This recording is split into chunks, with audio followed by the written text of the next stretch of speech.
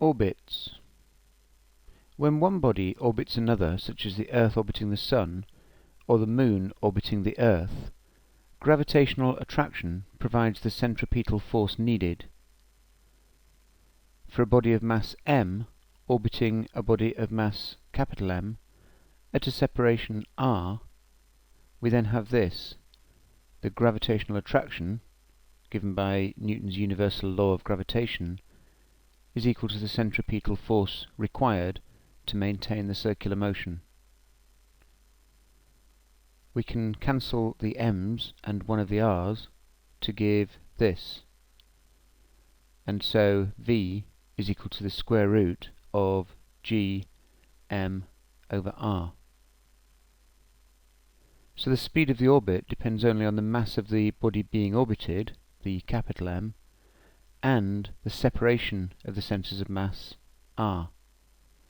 The mass of the object doing the orbiting does not appear in the equation, meaning two objects of different mass would orbit at the same speed given the same separation.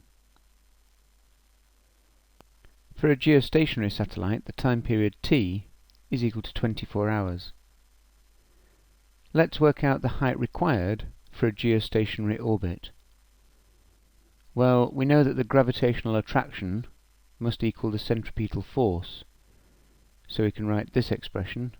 Here I've now used the term for circular motion with omega in. Cancelling the m's, we get this. And as omega equals 2 pi over t, as we've just found, we can substitute for omega here and get this expression, which we can then rearrange for r, and so the radius of orbit, r, will equal the cube root of the universal gravitational constant g multiplied by the mass of the body being orbited multiplied by the time period squared over 4 pi squared. Geostationary orbits are used for communications satellites. They are above the equator and take 24 hours to complete one orbit, meaning they are always above the same point on the Earth's surface. This allows the transmitters and receivers on Earth to point in a fixed direction.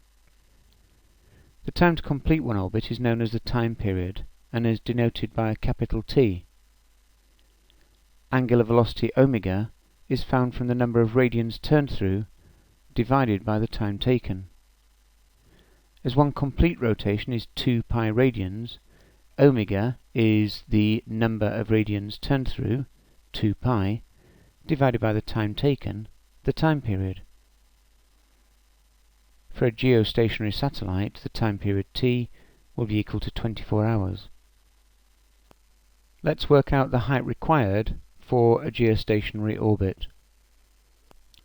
Just listing the data we require. This is the universal gravitational constant. The mass of the Earth is around 6 times 10 to the 24 kilograms, and the time period of 24 hours we'll need in seconds, which is 86,400 seconds. Putting these numbers into this expression gives a separation of the Earth and the geostationary satellite of 4.2 times 10 to the 7 meters. But this is the separation of the centre of mass. As the Earth has a radius of 6.4 times 10 to the 6 meters, this is at a height of 3.6 times 10 to the 7 meters above the Earth's surface. We can use the same idea to find the mass of the Sun.